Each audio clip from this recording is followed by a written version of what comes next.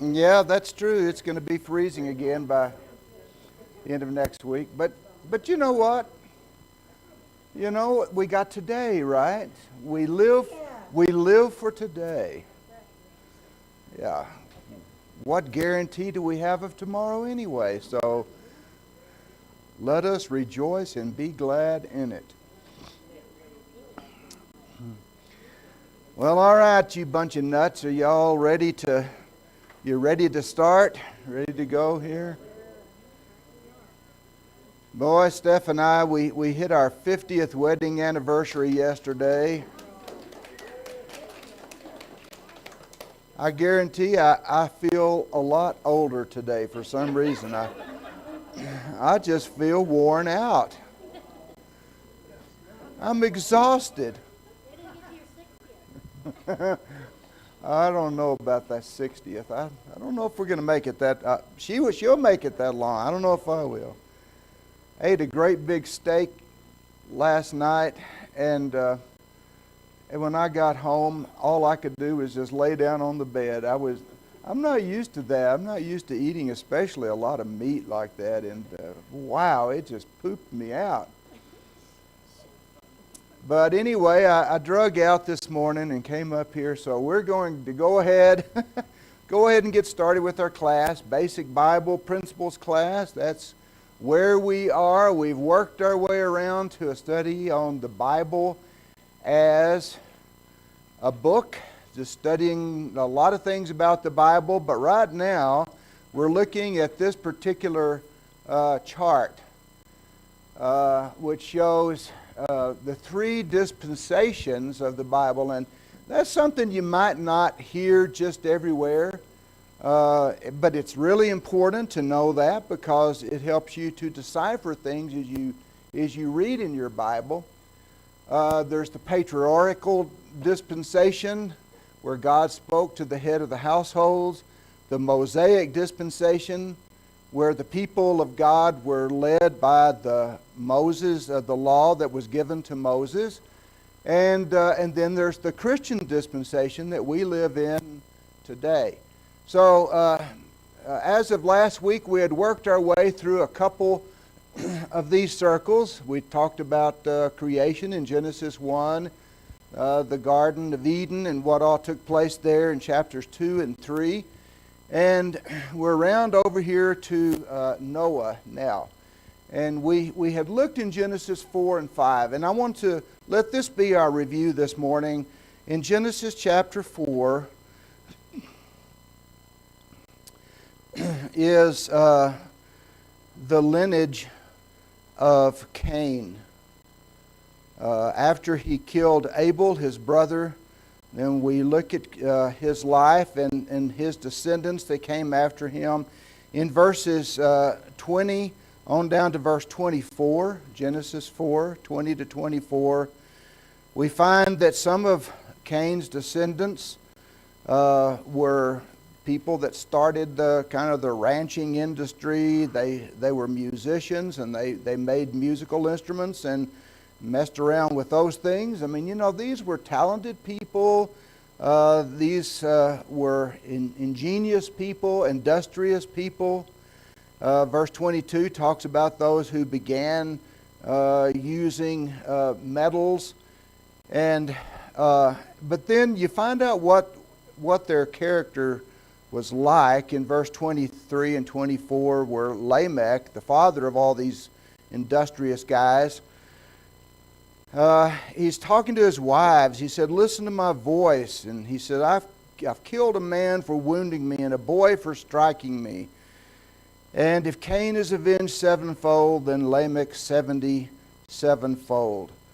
So they were smart people, they were industrious people, but they were rough people and violent people. But in verse 25 it says, Adam had relations with his wife again. She gave birth to a son. They named him Seth. For she said, God has appointed me another offspring in the place of Abel, for Cain killed him. And to Seth, to him also a son was born. He called his name Enosh. Then men began to call upon the name of the Lord. So chapter 4 is focusing on the lineage of Cain. And then you come to chapter 5. At the end of chapter 4 and into chapter 5, it starts talking about the lineage of Seth, which is very important. Now, I know I mentioned this, but I'm reviewing. I just want to get that back in our mind again because, we're going to pick up the pace and we're going to zip through the story in Genesis pretty fast. But I want you to see what this book is doing. It introduces where everything came from in chapter 1, how sin got started and the first couple, marriage and everything in chapter 2 and in chapter 3. And then we start talking about a line that was either heading toward Christ or heading away from Christ. And let's remind ourselves as we review just a little bit in chapter 3, verse 15, this first messianic prophecy. God told the serpent, he said, I will put enmity between you and the woman, and between your seed and her seed. He will bruise you on the head, you will bruise him on the heel.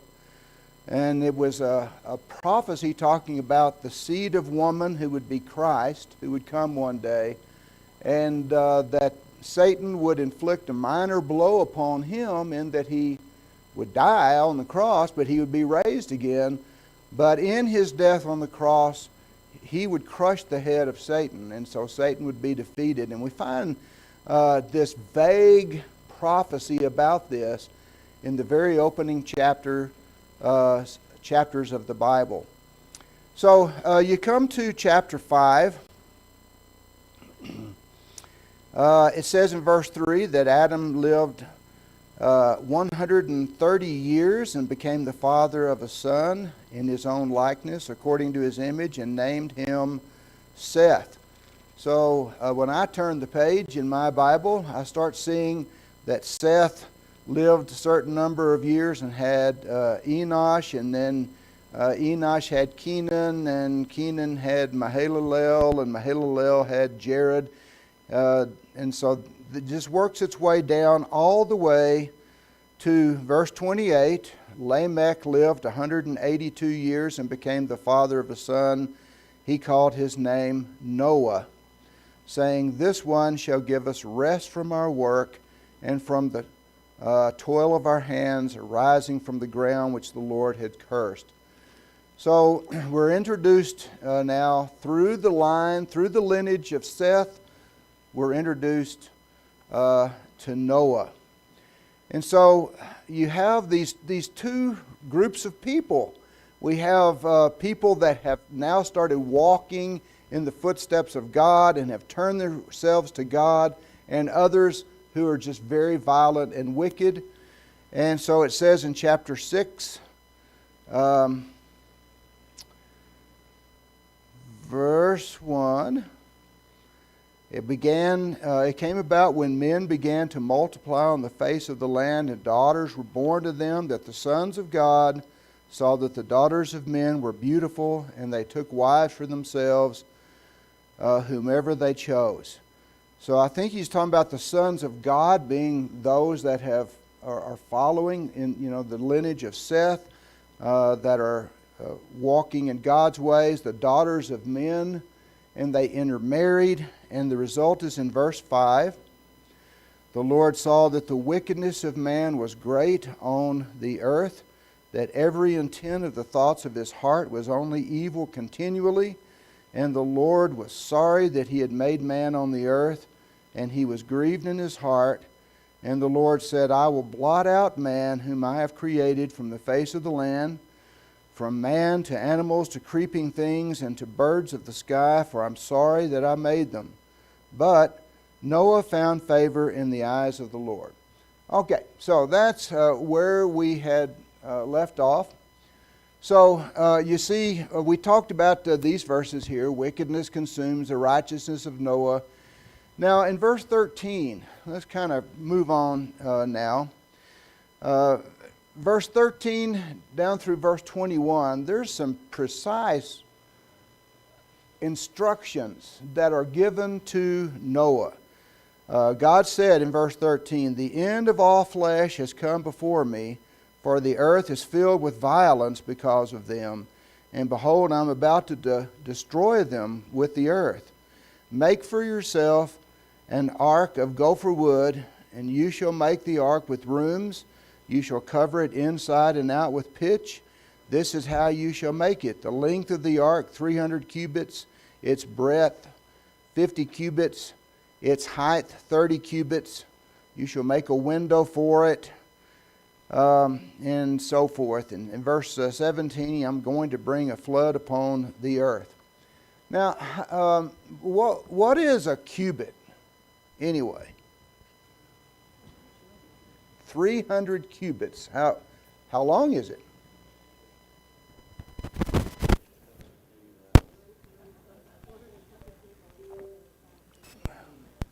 So a cubit is the length from, an ordinary, an average person's elbow to the tip of their finger. That's a cubit. It's about 18 inches. Uh-huh. Well, you'd have to close your hand. Then it would be 18 inches. So a span, you ever heard of a span? They talk about that in the Bible sometimes. A span is the distance from here to here. And so, they didn't have tape measures and rulers and stuff. And so when they were building things, they would just lay it out, and they'd mark off so many cubits. 300 cubits. That would take you a while. 1, 2, 3. 300 cubits in a span. Okay. So that's how they did it, and of course it would vary a little bit, but you'd probably be surprised how the average is going to average out to pretty much a standard length. John's kind of an exception because he's real long boned. He's got long legs, long bones in his legs and in his arms. Some people have, long bones, and some of them just have, a lot more gray matter. And, so that's, it just depends on what you really are looking for.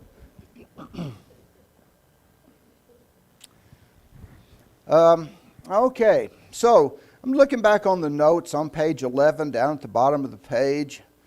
After giving all these commands, it says in verse 22, Noah did according to all that God had commanded him. So, in verse 15, he told how long to make the ark. He told what to make it out of. He told to have rooms in it, other kinds of instructions. And Noah did what God told him. So the question here, what if Noah had built the ark 280 cubits? Would that have been obedience?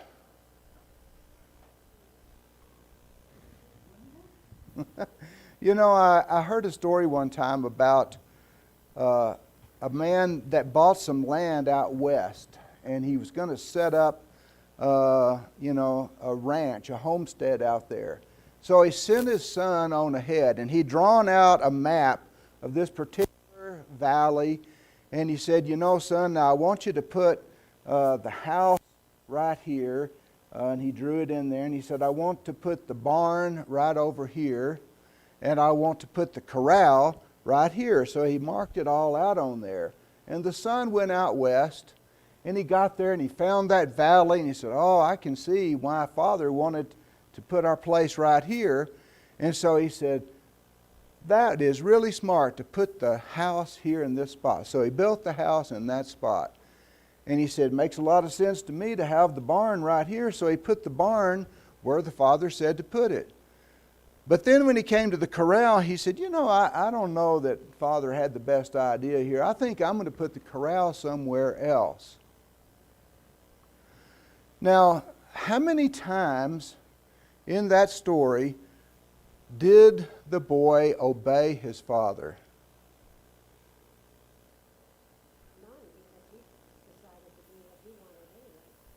Have you ever heard that story? she's such a quick learn. She just, no, he never obeyed his father. Just because it so happened that what he wanted to do coincided with what his father wanted to do. Didn't mean that he was obeying his father. He just thought, well, yeah, Dad's pretty smart on that one. And so you see a difference between Eve and Noah. Noah did what God said to do. And everything, it says, according to all that God had commanded him, he did. Obedience. Let's just put that up here. We're going to see this study right here. How many pages are in your Bible? You got 13,000, 1,300, something, whatever it is. The next 1,200 pages or whatever that you've got in your Bible is going to be a contrast between obedience and disobedience to God all the time. And you say, well, what are you saying? That we've got to be perfect in order to be saved? Nobody's perfect. None of us are always going to do the right thing. But I tell you, we do need to learn eventually, however many pitfalls we have, how many times we have to be knocked down, how many times we have to suffer because of our disobedience. When we don't do it the way God says to do it, we're going to have some problems of some sort. But however long it takes us, we need to learn to just submit to God. And we don't like to submit, especially in this day and time, in this generation. That's a bad word, to submit to anybody or anything. It's like, I'm going to do my own thing. I'm going to do it my way. And yet, this big old thick book right here tells us that we need to learn to obey God and submit to Him and do things the way that He said. And so the world was about to perish because of disobedience and violence, evil, and yet Noah found favor in the eyes of the Lord, and he obeyed the Lord. So we come now to the first deliverance in the Bible. You need to note these things because there are several of them as you go along. 4 really big, distinguishable ones. The first one is deliverance from wickedness. The world had become so wicked that it was intolerable. It just couldn't continue to exist. God couldn't allow that. And so He had His people. His people was Noah and his wife, his 3 sons and their wives. 8 people. And He offered an invitation to anybody else. Noah preached for 120 years for people to come and join him in this place of salvation, this ark of salvation he was building. But eventually the flood came. Water came and it cleansed the world. And it delivered God's people, Noah and his family, from the wickedness that was behind them. And so they had a new beginning on the other side. So, let me see. I'm on page 12 now. Genesis chapter 7 and 8. You read the story. You can read the story yourself. There were 2 of every kind of animal that came to him except for the clean animals, and there was more of them that came because they were going to offer them as sacrifices when they came off the ark about a year later. And so, but generally 2 of every kind of animal, 8 people, 40 days and nights that the deluge came upon the earth. And they were about a year in the ark before they finally came to a place of rest, where the ark rested. It says that the windows of heaven were open. We talked about that back in the fall, about the idea of a water canopy that encircled the earth. It wasn't just rain clouds. That wouldn't have done it. That couldn't have done it. So whenever we get back around the fall, well, we'll talk about that again then. But that water canopy collapsed upon the earth, and there was great geological disturbances, probably continental drifts, probably collisions of land masses, the pushing up of mountains, the depression, the sinking of the ocean's floor. The world that was before was completely different than the world that was after the flood. God changed the earth during that year that they were in the ark. Eventually, I shouldn't hit that. There we go. Eventually, the ark came to rest on Mount Ararat. You can see where the little triangle is up there. It's in eastern Turkey. They started off down here somewhere, or maybe over here, and they drifted that far and came to rest in those mountains, and that's where civilization began again. Then, coming from the families of those three sons. Genesis 9. Boy, see, we've skipped a bunch of chapters here, have we? Chapter 9, verses 8 through 17, the rainbow promise that God made. Whenever you see mist, from your water sprinkler or from a rain shower or something, and the light refracts through there and it makes a prism and you can see it. That rainbow, all those colors that are refracted there, it's a beautiful thing. And God said, I want that to be a reminder to you that I'm not going to do this again. I'm not going to destroy the world with water again. But turn over to 2 Peter chapter 3. That doesn't mean he's not going to destroy the world again. He just said he's not going to destroy it with water again. 2 Peter chapter 3, beginning in verse 3.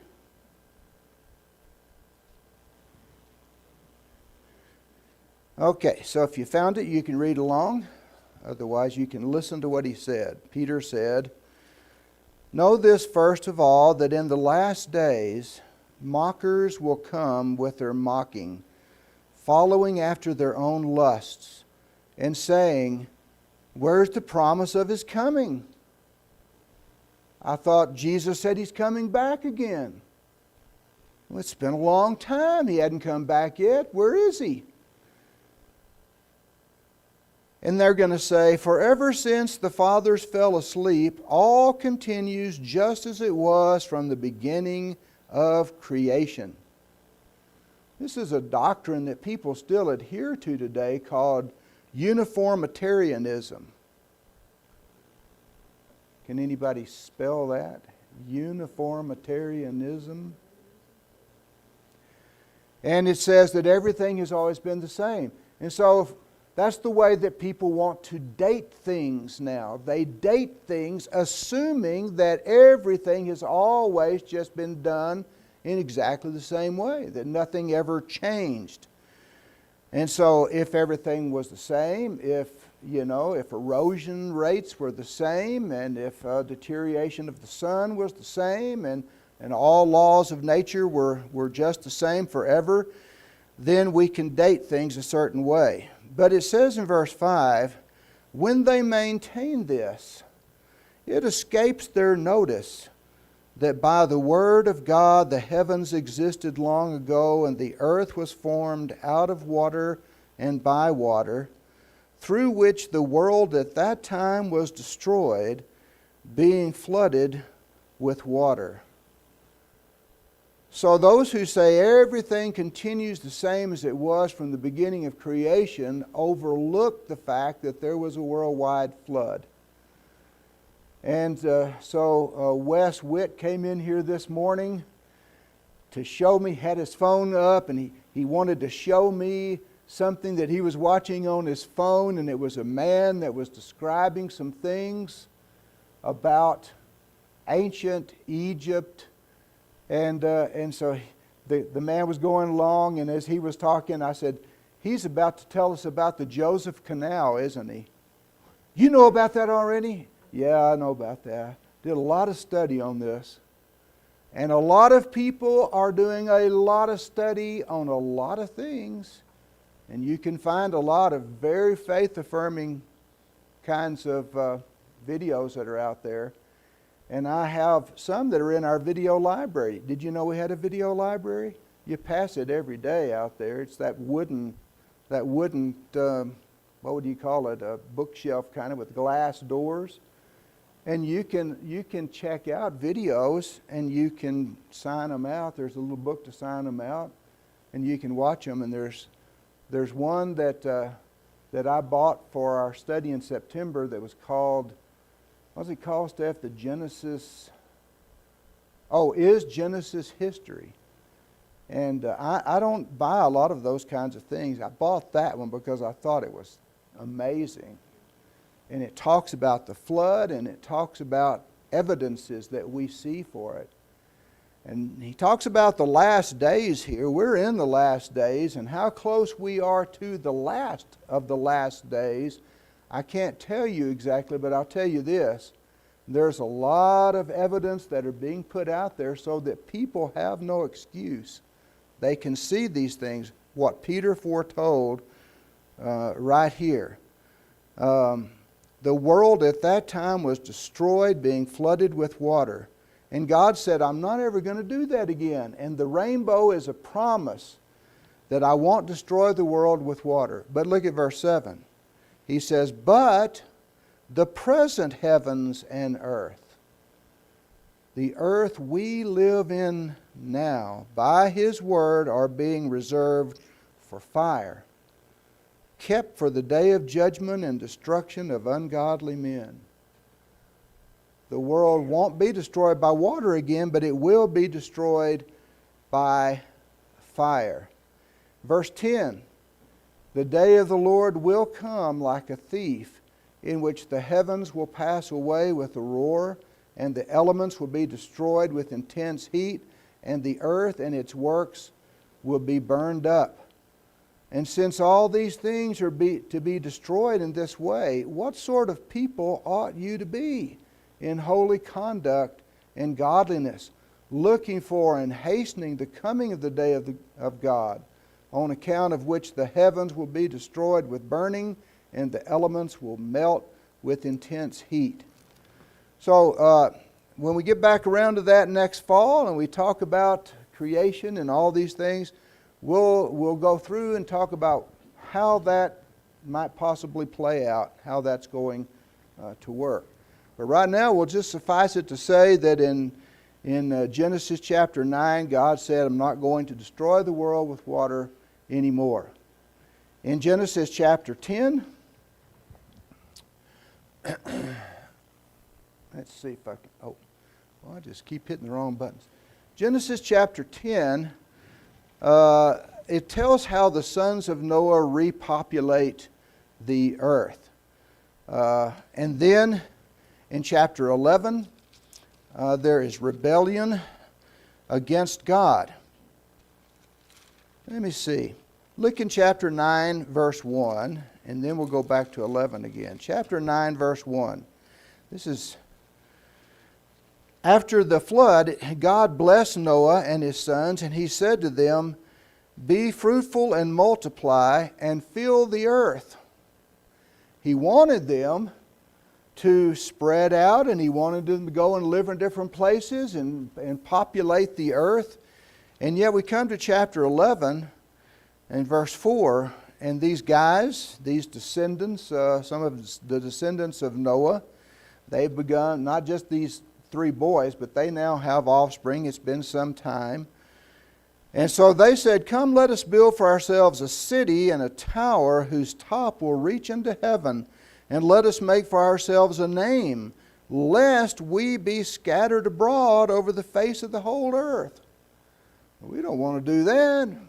But God told them to. He said, I want you to scatter and I want you to repopulate the earth. And they said, well, we don't want to scatter. We want to all stay in one place. And we're even going to build us a tower. So that if we drift off somewhere and we're saying, I can't remember which way is home, well, we can always see our tower. We can always get back. We can always stay in one place. And so God said, no, you are going to scatter and you are going to repopulate the earth. And so therefore, He confused their languages. And one day they woke up and they didn't speak the language they did before. It says that in verse 1, the whole earth used the same language and the same words. Now all of a sudden a person, says, hey, good morning. What? What'd you say? What did you say? What did you say? I don't understand what you're saying. I don't understand what you're saying. And so they started wandering around until they found somebody that's speaking something similar to what they were speaking, and now all of a sudden they started grouping up and said, well, we don't know what these guys are doing, so we're going to go this way. And so they did. They broke up, and now there were languages. Now, how did God do that? This is one of those thoughts that I have had in the past. I guess it's like we said a few days ago, He could have just done an I Dream of Jeannie and just gone blink and say it was just done. But you know what? Ultimately, inevitably, somehow or another, something got tinkered with in their brains. And God went in there and He tinkered around a little bit and made their brains different. Whether He just thought it and it happened, or whether, He got some kind of a little tool and went in there and did that, Somehow or another, He did something to them. And that's why it doesn't seem all that unusual to me that Eve came from a rib. God went in there, He did something. He did something. He tinkered around and now he brought forth this other person. And we think, oh, well, that's just fairy tales. And yet we pray all the time for people that's in the hospitals and they're real sick and stuff like that. What do we think God's going to do? Do we think He's going to tinker around a little bit? Is He going to go in there and fix something, or make a little change so that they gradually begin to get better then? I don't know. These are the things of God and they're not the things of man, but somehow or another He created differences in people. And people went different directions. They probably evolved genetically. They probably evolved in some ways to come up with some of the, the various basic races that we see today. And so Genesis chapter 11 tells about that. But it goes on then in verses 10 to 26 and gives the descendants of Shem. So we keep seeing these descendants. There's the descendants of Cain, they're going the wrong way. There's descendants of Seth going the right way. It leads all the way up to Noah. And of his 3 sons, God picks one of his sons, Shem. And the descendants of Shem are going to lead down to who? In verse 22.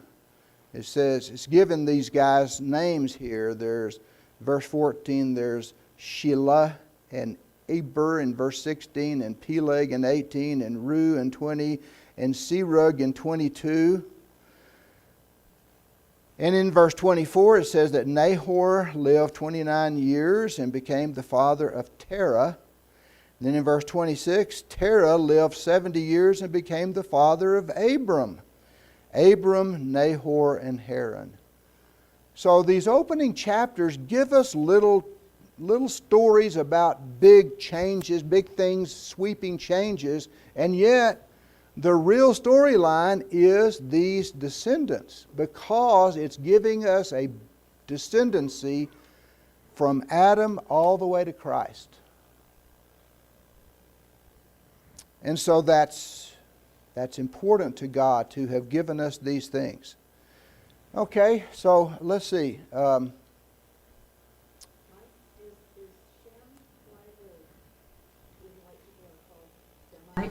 Yep. Okay. We hear every day in the news you see the word anti-Semitic. Well, that is anti-Shemitic because they came from Shem. Isn't that funny? It's in the news. We think that's real modern, and this is real ancient, and yet it's just one big long story of humanity. I'm going to push this button and see what comes up next. The patriarchs. Okay, so we're just going to leave it at that.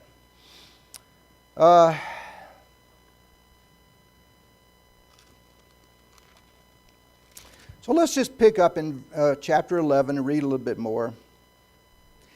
Now these are the records of the generations of Terah. Terah became the father of Abram, Nahor, and Haran. Or, a lot of people say Haran. People pronounce these names different. I came from West Texas. We didn't know how to pronounce anything. We just pronounced it the way it looked to us.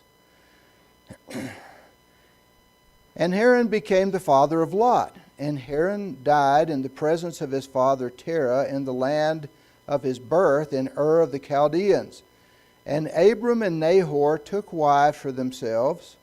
The name of Abram's wife was Sarai, and the name of Nahor's wife was Milcah, the daughter of Haran, the father of Milcah, and Iscah. And Sarai was barren, she had no child. And Terah took Abram his son, and Lot the son of Haran his grandson, and Sarai his daughter-in-law, his son Abram's wife. And they went out together from Ur of the Chaldeans in order to enter the land of Canaan. And they went as far as Haran and settled there. And the days of Terah were 205 years, and Terah died in Haran. Okay, so here's Ur of the Chaldees, right, kind of in the region close to the Persian Gulf there. And so they upped and they left, and they came up to this place. Now, I don't know if that place was called that at the time. I mean, after all, that's Terah's son, whose son died.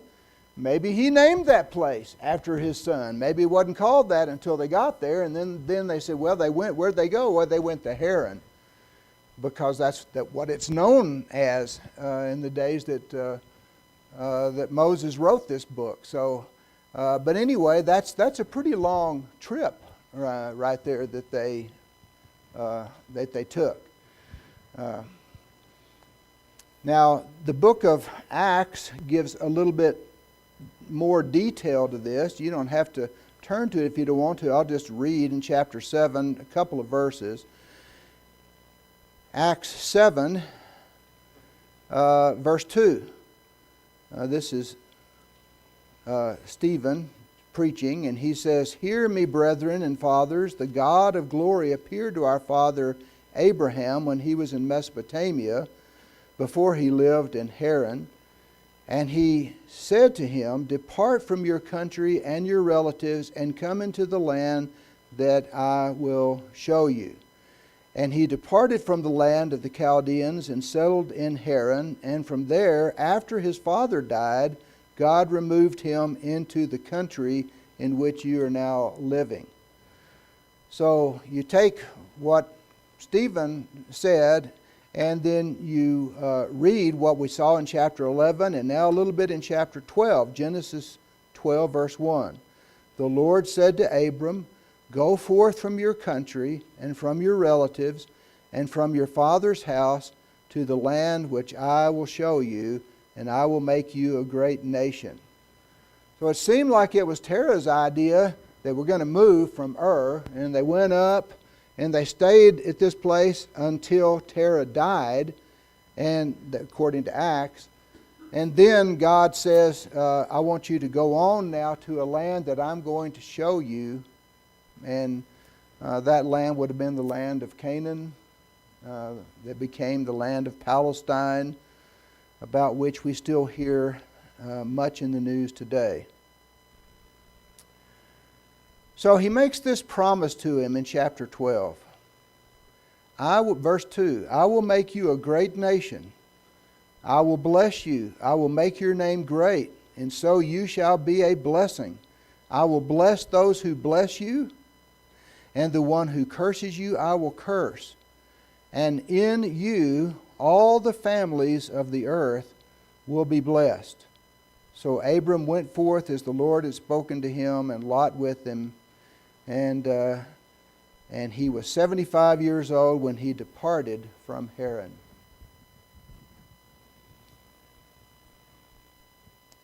Okay, so that's the stuff we're looking at there. We looked at the map. Any questions, any thoughts about that? Now, going to move on a little bit. We're going to look at these other patriarchs. Abraham, Isaac, and Jacob, the three patriarchs that the people of Israel usually look to as the fathers of their race. Look in Genesis chapter 26. There's a lot of story here. It's a great story. Just read the book of Genesis. If you realize that the main thing, the main idea is these genealogies and how God is moving toward Christ, well, then there's a lot of details and things you can learn in this book. But we're just going to kind of see what the storyline of the Bible is. Now, here we have Isaac. When Abraham and Sarah were very old, they finally have this son Isaac. And God makes the same promise to Isaac that he had made to Abram. Verse 4, I will multiply your descendants as the stars of heaven. I will give your descendants all these lands, and by your descendants all the nations of the earth will be blessed.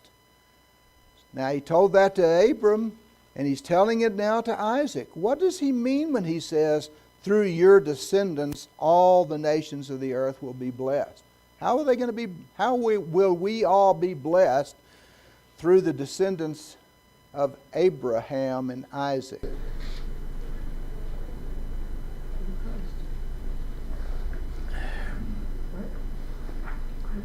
Because Jesus Christ is descended through that line. Everybody on earth can be blessed because of Jesus. The theme of the Bible is Jesus. It starts way back in Genesis chapter 3. It talks about a prophecy of him, and then he's mentioned to Abraham and to Isaac that through your seed all the nations of the earth will be blessed. You come on over to chapter 28. Now Isaac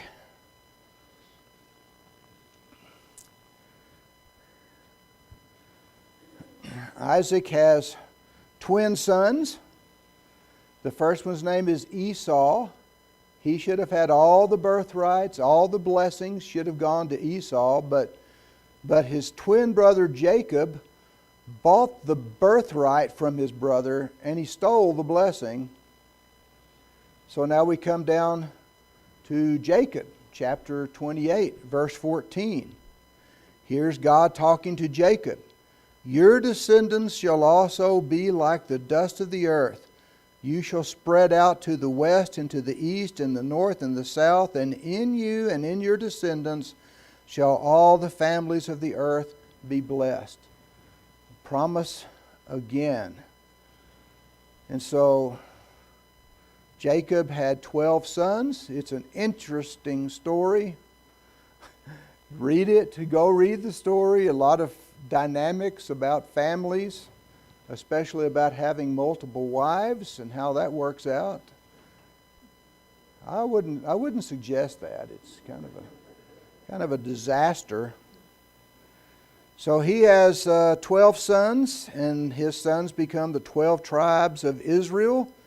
Joseph becomes his favorite son. If you read on to the end of the book of Genesis, his brothers are jealous, and so they sell him off into slavery, and they make Jacob think that Joseph has died by dipping his coat of many colors in blood and saying, oh, it looks like an animal must have killed him. Joseph goes off down into Egypt, and that's where we'll pick up next time.